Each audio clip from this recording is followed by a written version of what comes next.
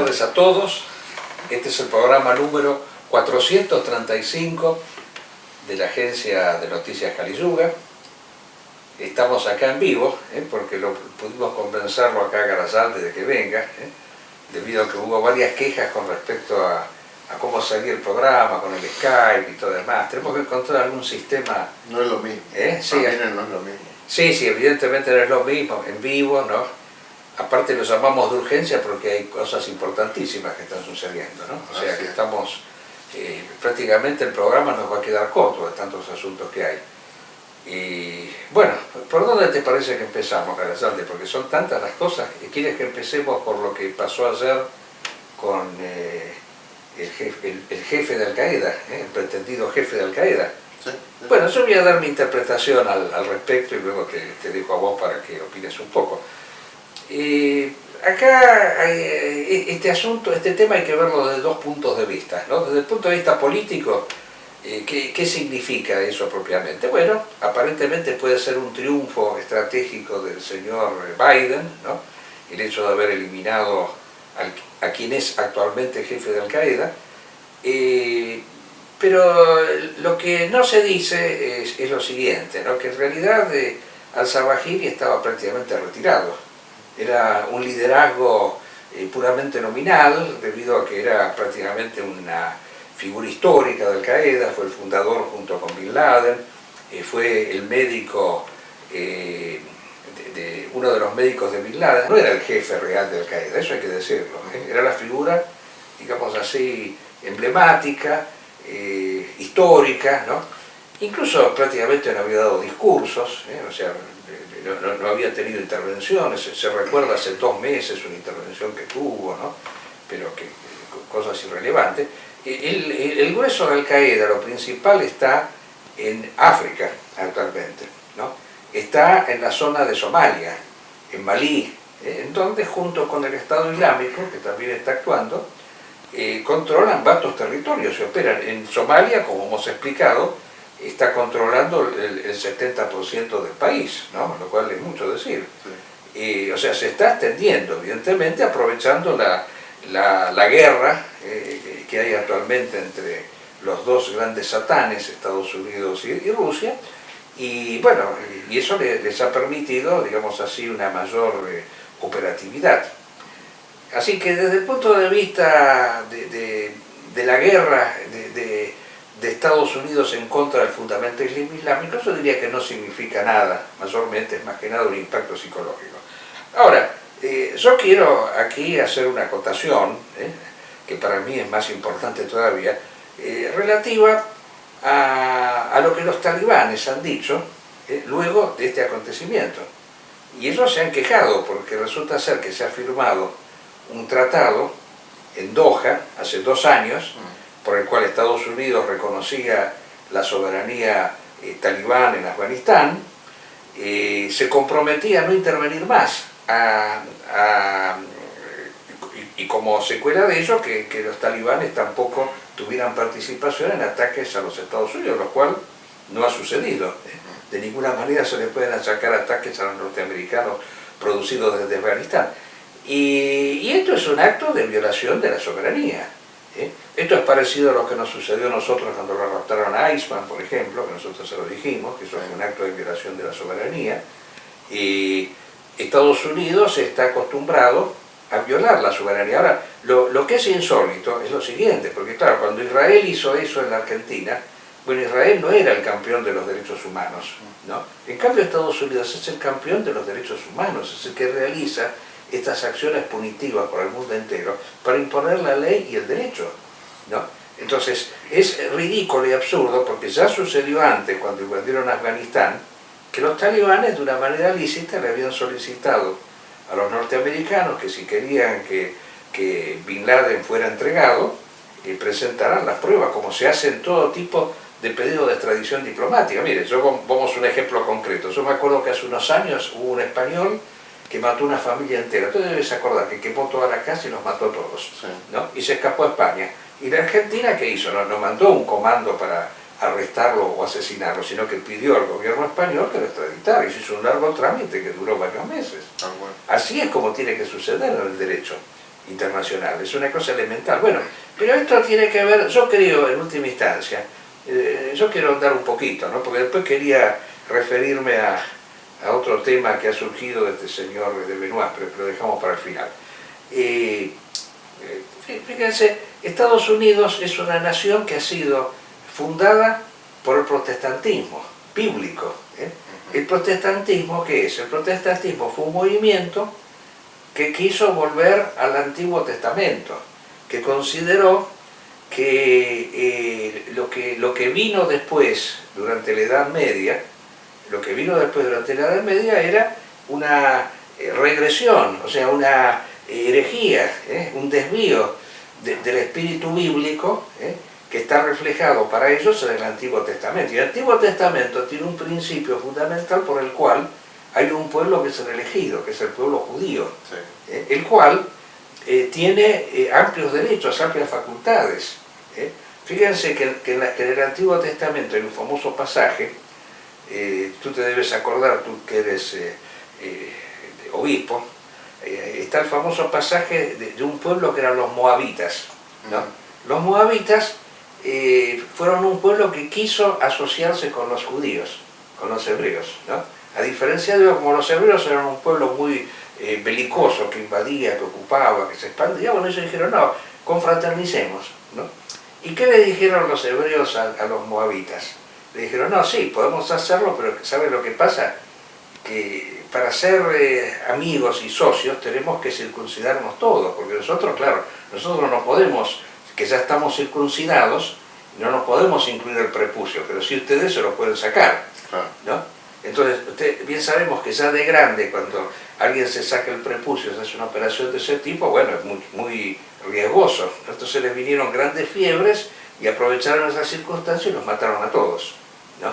Entonces, digamos, y esto para ellos, la Biblia, el Antiguo Testamento lo considera una cosa normal, si uno lo analiza literalmente, por supuesto, sí, porque la Biblia tiene que ser interpretada. Pero si uno lo mira literalmente, bueno, y existen varios que lo interpretan literalmente, como los protestantes, exactamente, y los protestantes que consideran que nosotros tenemos amplias facultades.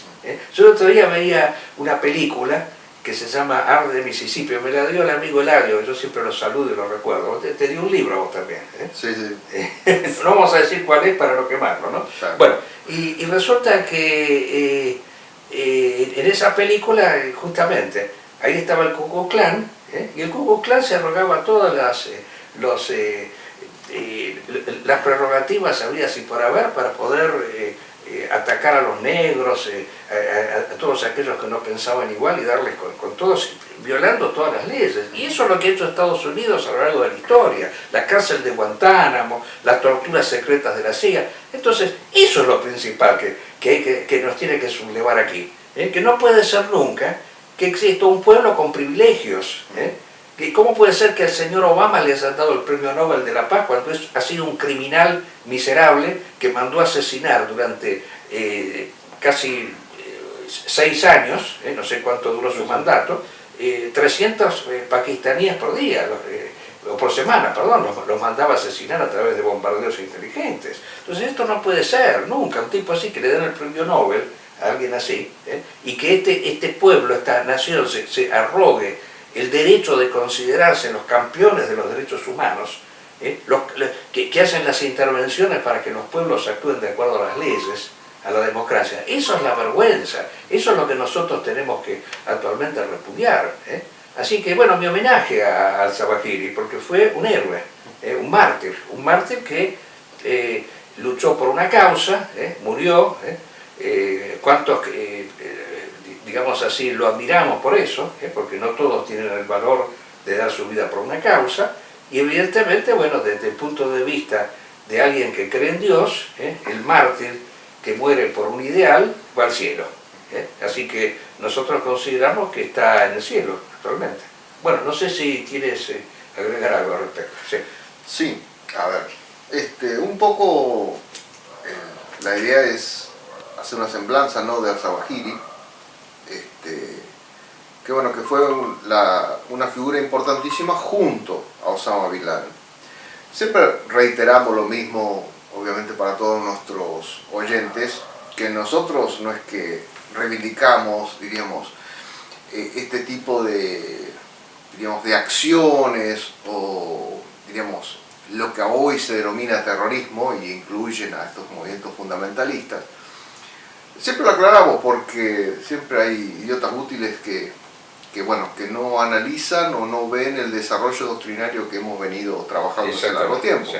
O sea, creo que hoy en nuestras sociedades el peor terrorismo que existe es el narcotráfico y toda la clase política está involucrada en ello. Exactamente. Es financiado, llegan al poder por el narcotráfico y creo que es el peor terrorismo que existe y sin embargo no pasa nada. Como decía Guido, Estados Unidos con esta idea de que es un pueblo elegido puede matar a cualquier persona en cualquier lugar del mundo y nadie puede hacer absolutamente nada. O sea, hasta los grupos de izquierda fuertemente ideologizados no han podido, por ejemplo, encarcelar a Henry Kissinger.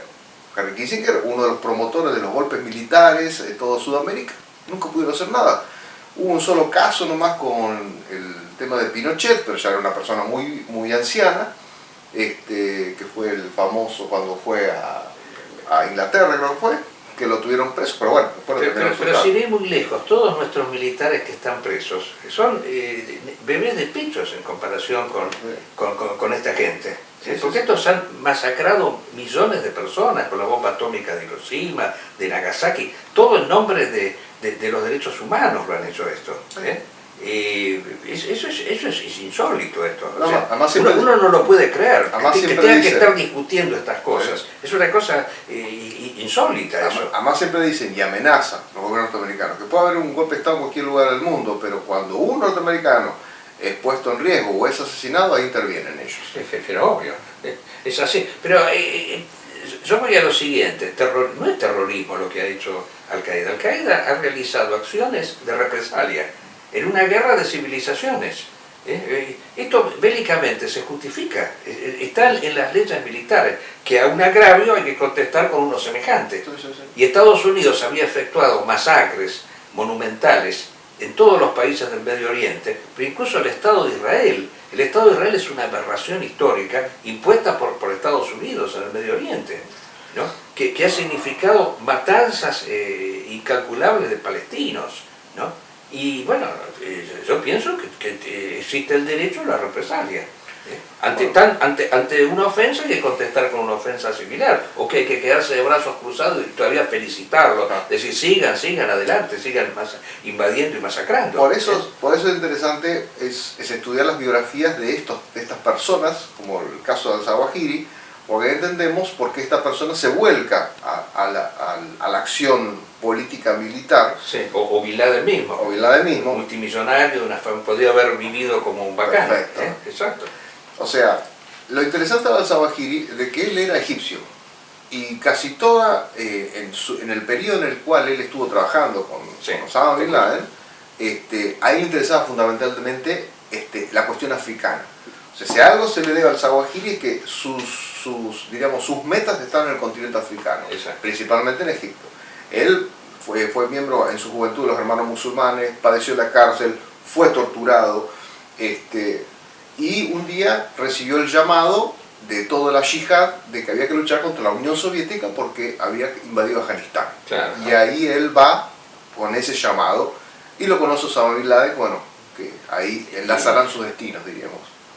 Un detalle importante de su vida, que él participó del atentado contra Sadat. Sadat fue el líder egipcio que firmó el acuerdo con Israel, o sea que significó una claudicación histórica, ¿no?, respecto al sionismo. Entonces, bueno, él participó de este atentado. Sí. Bueno, y cuando se encuentran los dos, bueno, de alguna manera Al-Zawahiri intenta como hacer que el objetivo de Osama Bin Laden no sea, digamos, los enemigos directos o digamos extranjeros del mundo islámico. Estamos hablando de Estados Unidos, Israel, Inglaterra. Él quería como que el conflicto sea dentro del mundo musulmán para justamente sacar a aquellos traidores a la idea islámica. Osama Bin Laden en un principio inició su gran enfrentamiento contra los Estados Unidos. Fueron los atentados que se hicieron en las embajadas de Kenia, muy bueno, obviamente, por sobre todo el tema de las Torres Gemelas, pero al-Zawahiri también siguió en un comienzo esta política, diríamos, de los atentados de Osama Bin Laden, y hizo uno importante en Yemen, donde atentaron contra un barco norteamericano. Exactamente. Ahí sí, tuvo también. que ver al-Zawahiri de manera importante. Por eso, acciones de guerra son esas, hay que decirlo claramente, Sí. no es terrorismo eso, es acción de guerra. ¿O qué pretenden? ¿Que los pueblos se queden así de brazos cruzados viendo cómo ellos destruyen, masacran, invaden, hacen todas las tropelías habidas y por haber? No puede ser eso. Así que desde el punto de vista moral está plenamente justificado lo que ha hecho esta persona. Así que bueno, yo creo que con esto hemos dicho... Sí, no sé si querés añadir algo más. cierro antes, bueno, no quiero tampoco... No, está bien, seguí, dale. No, un poco para decir qué es lo que pasó con Al-Qaeda, sobre todo cuando murió Osama Bin Laden. Cuando murió Osama Bin Laden, como usted bien decía, al-Zawahiri era una figura, podríamos decir, como moral del movimiento, era reconocido. Pero a partir de la muerte de Osama Bin Laden, al-Zawahiri no fue el mismo tipo de líder que fue Osama Bin Laden. Pero eso produjo algo que podemos decir que positivo dentro del grupo de Al-Qaeda. Lo que se hizo fue una especie de atomización del grupo, y se crearon distintos grupos que cambiaron sus nombres, pero empezaron a actuar en cada uno en su país. Y como que se perdió esa coordinación central que en su momento tuvo Osama Bin Laden, pero que luego de la invasión, diríamos, de Estados Unidos a Afganistán y el largo periodo de ocupaciones, como que ese control central de la planificación de los atentados se perdió. Entonces todo quedó atomizado. Y por ese motivo, hoy la muerte de al-Zawahiri no es relevante para lo que es Al-Qaeda, porque hoy hay Al-Qaeda en Irán, hay Al-Qaeda en Siria, hay Al-Qaeda en Irak. Exactamente. En tantos lados, en algunos más fuertes, en otros más débiles, pero realmente existen, porque existe la idea que está por detrás de eso. Y en eso quería comentar que justo en el día de hoy leí un trabajo, no el que me mandó Eladio, leí un trabajo donde hablaban de si la democracia era compatible con el Islam o no. Y el autor hace un desarrollo de distintos, o sea, muy pobre, muy someramente, obviamente, de que dice que lo que sería el Medio Oriente, y lo compara con lo que sería el mundo de Asia Menor, donde hoy sabemos que está Turquía, bueno, y relaciona también el Islam en el mundo eslavo, o sea, en lo que es Rusia.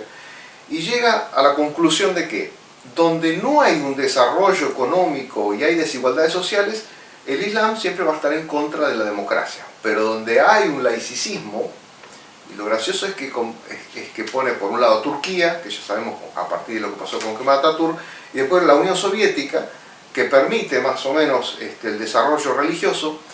Dice entonces que hay como un Islam del pueblo, no un Islam relacionado con el poder político. Como que se rompe esa unión. Entonces, al romperse esa unión de Islam con el poder político, es posible la democracia, dice el autor. Y en cambio, donde el Islam sí se relaciona con el poder político, ahí no puede haber democracia, ahí no.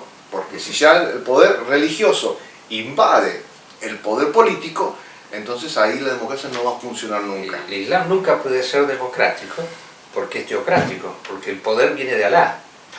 O sea, Alá a través de sus intérpretes es el que resuelve, no el pueblo. Es muy simple eso. Así que es imposible que sea democrático. Y por eso citamos ahí una frase de al-Zawahiri: la legitimidad no recae en las elecciones ni en la democracia, sino en la Sharia. En la Sharia, perfecto. Y por último, con esto termino, esto dice al-Zawahiri el día que falleció Bin Laden, y se lo aplicamos a él también.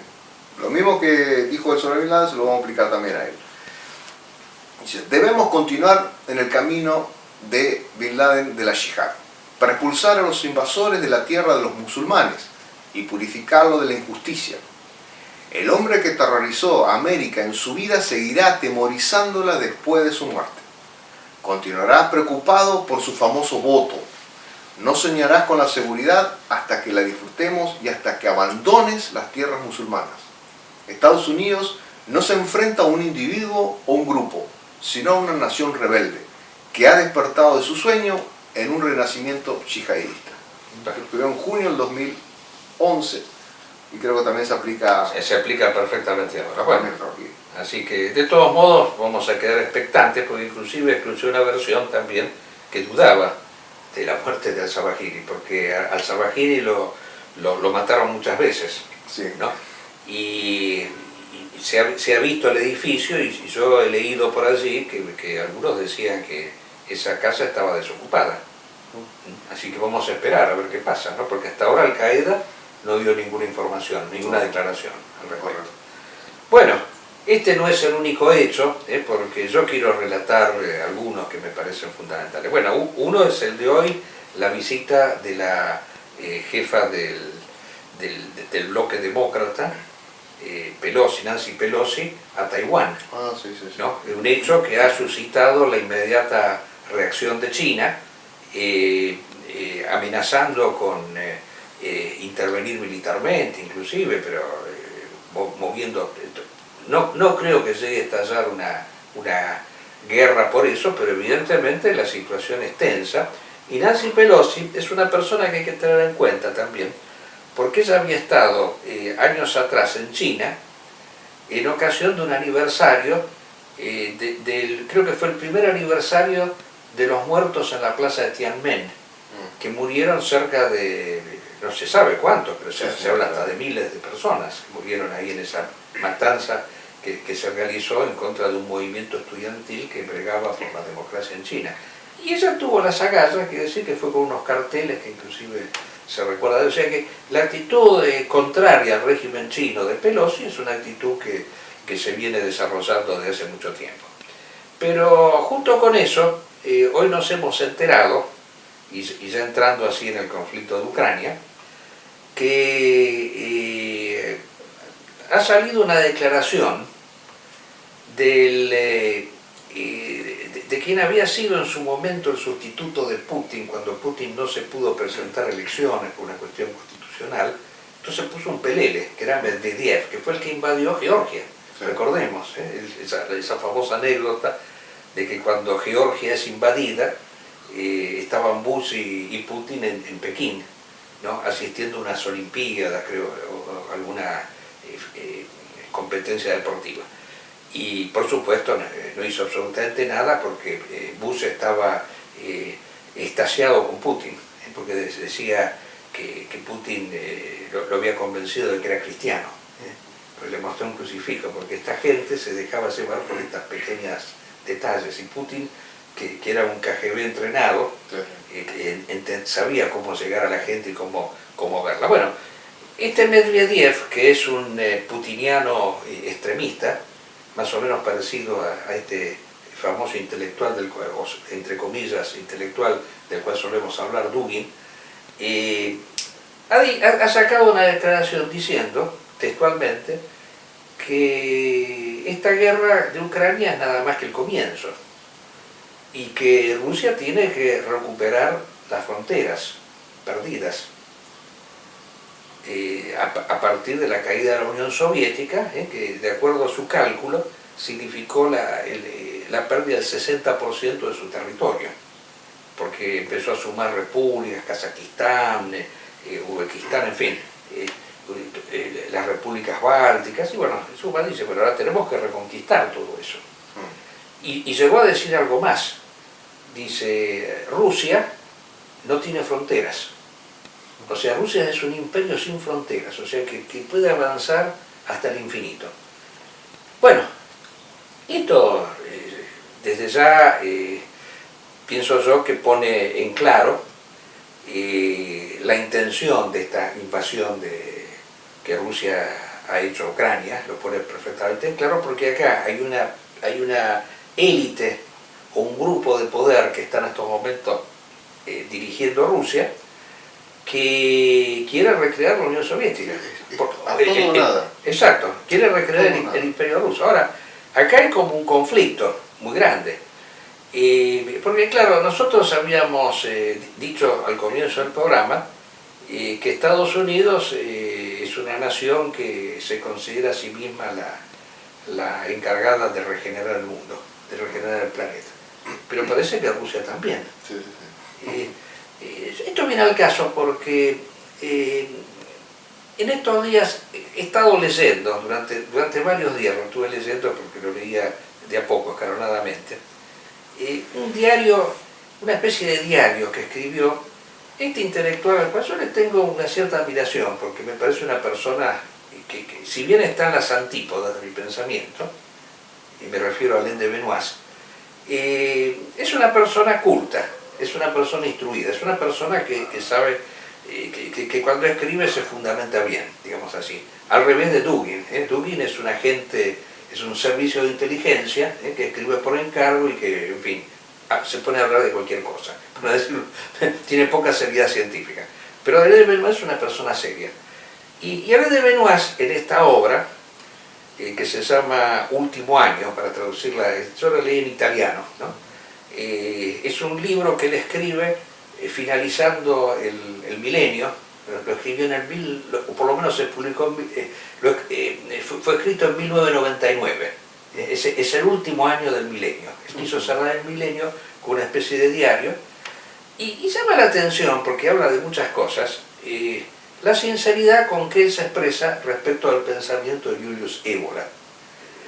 Y esto viene al caso porque, bueno, desde ya ahí se entiende perfectamente la diferencia abismal que existe entre esta nueva derecha que él dice representar y que está asociado hoy con Putin, y que considera, entre otras cosas, que Rusia apoya a Rusia. Y que Rusia, dice, la guerra, ha dicho el señor de Benoist, y hoy es reproducido por Dugin, dice, la guerra entre Rusia y Ucrania es la guerra entre el imperio y la nación-estado de tipo moderno, digamos así, ¿no? E imperio comprendido como una especie de gran confederación que tendría, digamos así, agrupados a todas las culturas sin suprimirlas. Es un poco la idea falsa que el señor de Benoist se ha constituido del Imperio Romano, ¿no? O sea, él de Benoist es un pagano, pero un pagano sui generis, que digamos así, no tiene nada que ver con el paganismo verdadero, y que critica desde esa óptica pseudo-pagana el cristianismo, diciendo que mientras que el paganismo era pluralista, porque dice Roma era un imperio que incluía todo pero que no suprimía nada, tenía un panteón donde estaban todos los dioses y todos gozaban de los mismos derechos, más o menos como la democracia, y en cambio el cristianismo era totalitario, porque quería imponer una sola idea de Dios. Bueno, desde ya que eso es falso, porque si bien existía en Roma un pluralismo un panteón donde estaban todos los dioses, existía una divinidad que estaba por encima de todos ellos, que era el emperador. O sea, Roma es el primer imperio que divinifica al emperador, le otorga un carácter divino, un carácter sagrado. Y además... Y que eso es tomado por Julius Evola. Julius Evola es pagano, pero en el sentido verdadero, a diferencia de Benoist. Benoist es un pseudo pagano. Sí, ¿ibas a decir además que? No, que para el Imperio Romano, o sea, podía por ese lado reconocer las religiones, pero las religiones estaban fuertemente arraigadas en los pueblos, y el problema eran los pueblos, que políticamente los romanos, cuando no obedecían a ese pueblo, lo masacraban, no importa si eran una religión u otra. No, no, por supuesto. Y un pueblo está encarnado por una determinada religión. Entonces... Exactamente, o sea, había un poder soberano absoluto que estaba por encima de todo, que era el emperador, eso es indudable. De Benoist es interesante porque él reivindica la democracia. Entonces lo que le critica a Evola es que no sea democrático y que sea elitario. Dice, las élites han traicionado siempre, en cambio el pueblo, al cual le rinde culto, ha sido más el depositario de la verdad. Y por eso él reivindica el populismo. Esta derecha es populista, por eso, porque considera en su crítica al liberalismo, que en algunas cosas es correcta la crítica que hace al liberalismo, él critica al liberalismo por el hecho de que el liberalismo ha traicionado la democracia. Entonces él dice, no es lo mismo la democracia que el liberalismo. En parte es cierto, pero lo que pasa, Evola ha dicho, a diferencia de Benoist, que el liberalismo introduce la democracia la democracia representativa que conocemos nosotros ahora, la indirecta, no la democracia que existía en Grecia, que era la democracia directa, pero lo que pasa es que la democracia es irrealizable, por eso fracasa. En cambio, de Benoist cree que ha fracasado porque el liberalismo la ha traicionado, la democracia, porque el liberalismo ha sido elitista, ¿no? Entonces que el liberalismo ha levantado la bandera de la democracia, pero que no la ha realizado, y que entonces habría que realizar la democracia. Entonces por eso él adhiere a todas estas corrientes populistas que existen en el mundo. Lo reivindica Chávez, por ejemplo, en su libro, le parece una persona muy simpática y muy bien ubicada. Yo creo que de Benoist es una persona que empezó siendo de derecha y ha terminado en la izquierda. Para mí eso es izquierda, hay que decirlo claramente, porque, y no es casual que en su libro reivindique a la figura de este tipo que teníamos acá en la Argentina, Laclau, que viene del grupo de Abelardo Ramos, la izquierda nacional trotskista, sí, ¿no? Que después se fue a Inglaterra, se casó con una belga, Chantal Moufle, y que es la, entre paréntesis, Chantal Moufle es la gran ideóloga inspiradora de Cristina Kirchner, ¿no? Y el marido de ella, Ernesto Laclau, que escribió la obra La razón populista, ha sido también el gran inspirador del kirchnerismo. Ha sido el ideólogo del kirchnerismo. No es casual que él reivindique a estas personas y que diga que esta Chantal Moufle es porque Laclau ha muerto, es la politóloga más lúcida que existe actualmente, porque son populistas, porque realizan el culto del pueblo, y la crítica que le hacen a Évola es que es elitista, y cuando Évola justamente demuestra que el pueblo no está en condiciones de gobernarse a sí mismo, que son las élites las que tienen que gobernar. Por eso la idea imperial que él sostiene del imperio romano es una idea elitista. El emperador es el hombre, el único ser libre verdaderamente que existe es el emperador, y todos los demás son libres por participación, porque dice libre puede ser uno solo. Dice Évola, el imperialismo pagano, dice, libre propiamente puede ser uno solo, porque donde existe otra libertad hay un límite a la libertad propia.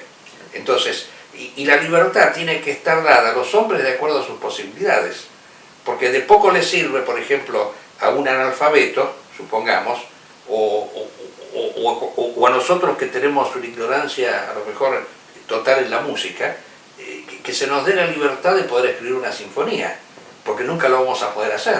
A un pueblo no se le puede dar la libertad de gobernar, porque está imposibilitado. O sea, para gobernarse significa tener un talento especial que solamente lo puede tener algunos.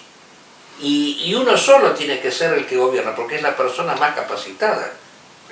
Así tiene que ser. Además, hay algo que no sé por qué motivo, pero que debería tomar en cuenta Benoist. O sea, toda la ciencia política, sobre todo diríamos, siglo XIX, siglo XX, por ejemplo el caso de Michels, que es muy conocido, él habla dedica un libro entero a hablar de las élites dentro de los sistemas democráticos. O sea, realmente que una persona se crea que existe la democracia, de que uno vota y es libre de votar, sin tomar en cuenta todos los factores que, por un lado, le obligan a votar determinados candidatos, le obligan a votar de una determinada manera, y él cree que es libre. Y ese es el error principal, y la ciencia política lo ha tratado mucho ante esta cuestión de las élites. ¿Cómo es? La teoría de circulación de las élites, de Parson creo que era. Y en todo esto, la élite siempre está presente. El problema es qué tipo de élite. Exacto. ¿Qué tipo de élite? Y ahí están las élites liberales. Las élites liberales son las que introducen la democracia representativa, y al principio era una democracia limitada. No todos podían votar. Está en contra del totalitarismo y de la globalización. Y nosotros no somos antitotalitarios. En todo caso, estamos contra un determinado tipo de totalitarismo. Por ejemplo, el fascismo, que de paso vamos a lanzar un pequeño aviso, vamos a publicar, nos falta mucho tiempo, en octubre se cumplen los 100 años de la marcha sobre Roma, entonces vamos a reeditar en una edición crítica la doctrina fascista de Mussolini, que entre otras cosas Mussolini decía que nosotros somos totalitarios. ¿Pero por qué? Porque sostenemos una idea de totalidad que está por encima de las singularidades. El todo se sobrepone a las partes, así que no está mal el totalitarismo, no está mal la globalización. Lo recordamos siempre al amigo Julián Ramírez, que de paso también vamos a lanzar un pequeño aviso. El 15 de agosto sale el libro de Ramírez, que se va a llamar Escrito sobre el Kali-Yuga. Y Ramírez dice que estamos en contra de esta globalización, pero no de un poder globalizador, no de un imperio universal, no de un concepto único de Estado que informe a todos los demás. No estamos en contra de eso. Por eso, pareciera que de Benoist se convierte en alguien seguidor de Rousseau, por la forma en que termina. De hecho, hay varias citas de Rousseau en su libro, así que... Sí. No, a mí me llamó la atención, pero aparte, la sinceridad. Y lo increíble es que él explique, este es otro detalle que quería señalar aquí, todo esto lo explique en un pretendido prólogo que él escribió. Yo no tuve acceso a ese prólogo, a la obra política de Évola fundamental, que es Los hombres y las ruinas, en donde él explica que le encomendaron hacer ese prólogo para la edición definitiva, que fue la que hizo la Fundación Iulius Evola de Italia, lo cual es una cosa vergonzosa que esta fundación, que tendría que velar por el pensamiento de Évola y por la integridad de su doctrina, le haya encargado a esta persona que tiene la honestidad intelectual de decir que Évola le resulta prácticamente repugnante en su pensamiento, y más que nada en el pensamiento político. Lo dice claramente, y dice que hace unos esfuerzos sobrehumanos para no decir todo lo que piensa en esa introducción, así que yo me imagino lo que debe haber escrito.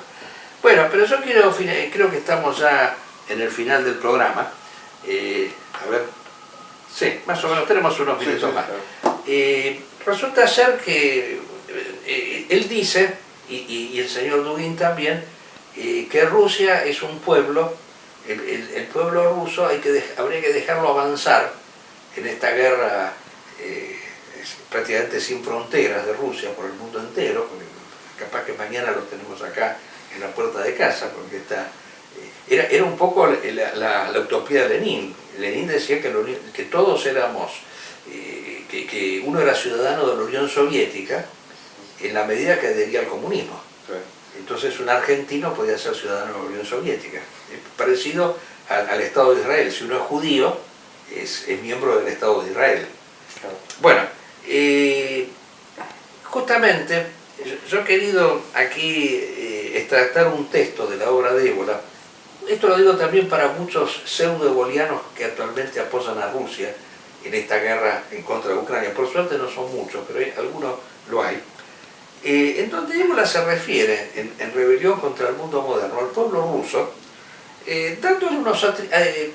atribuyéndole unas cualidades muy parecidas a las que puede haber tenido el norteamericano, en ese sentido de considerarse el pueblo predestinado, el pueblo elegido.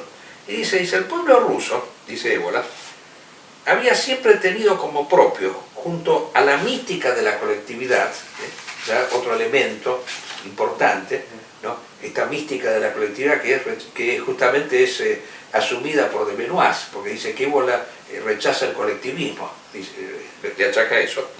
Dice, un confuso impulso mesiánico.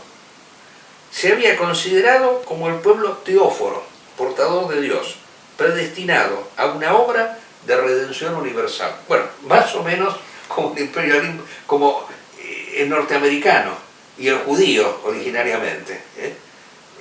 Más o menos lo mismo, no hay gran diferencia. Dice, todo eso ha sido retomado luego en forma invertida y ha sido actualizado en términos marxistas. Dice, Dios se ha transformado en el hombre terrestrizado y colectivizado, y el pueblo teófero es aquel entendido como empeñado en hacer triunfar por cualquier medio sobre la tierra tal civilización. Bueno, el proletariado. Exactamente. O sea que esa actitud mesiánica que viene del judaísmo originario, bueno, es la que expresan actualmente estas dos civilizaciones gemelas que son Estados Unidos y Rusia. Y eso lo ha visto con magnífica intuición Julio Cébola en su obra. O sea que por eso es indispensable en estos momentos oponerse a este impulso imperialista que tiene Rusia en la actualidad de querer constituir una especie de imperio universal, que ya sabemos cómo va a ser ese imperio universal, ¿no? Va a ser un imperio universal fundado en el Gulag y el Polonio, que son los dos grandes instrumentos de dominio que tiene el señor Putin. Hoy usted nos pasó una propaganda que se está dando en España, ¿me dijo? El consulado ruso en España. La propaganda ruso en España. Exacto. Es interesantísimo porque trata como de demostrar, uno, que Rusia está de pie a pesar de las sanciones, y las primeras imágenes de esta propaganda muestran el símbolo soviético, ¿no?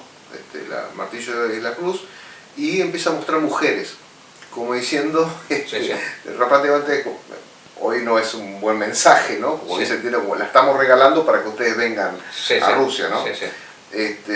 Lo cual muestra de forma... del gas barato y de las lindas mujeres. Claro, barato y mujer mezclar la misma frase es complicado. Pero bueno, hoy están haciendo ese tipo de cosas. Quieren nuevamente, como en la época de Stalin, decir que son el paraíso. Exactamente.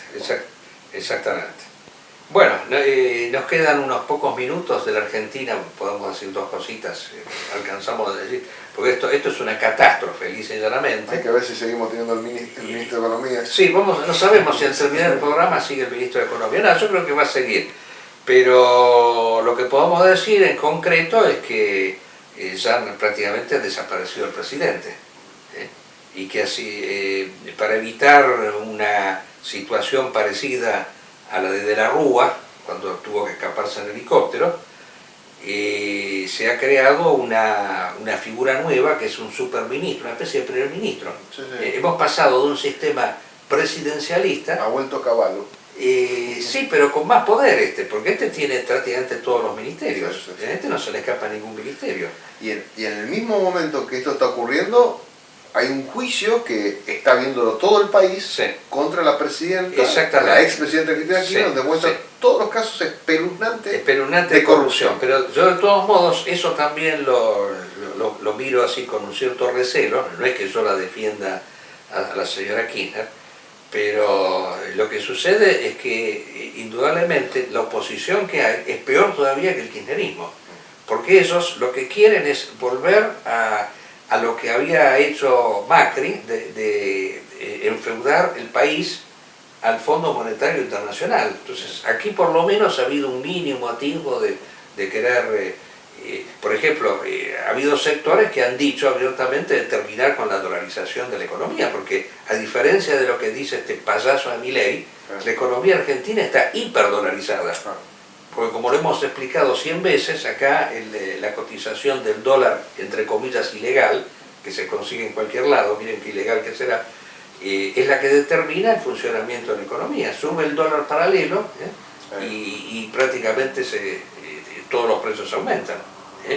Entonces, lo que se había dicho, que me parecía sensato, que lo dijo el piquetero del día, que me parece sensato, yo no voy a estar en contra de alguien simplemente... Que diga algo sensato. Exacto, si dice algo sensato, lo mismo que Vudú también lo ha dicho. Bueno, si dice algo sensato, sí, por supuesto, el kirchnerismo está condicionado por todos estos juicios, porque ellos, claro, esta es la trampa del sistema. Para entrar en la democracia hay que tener plata, como decían ellos. Entonces ellos trataron de hacer la caja propia.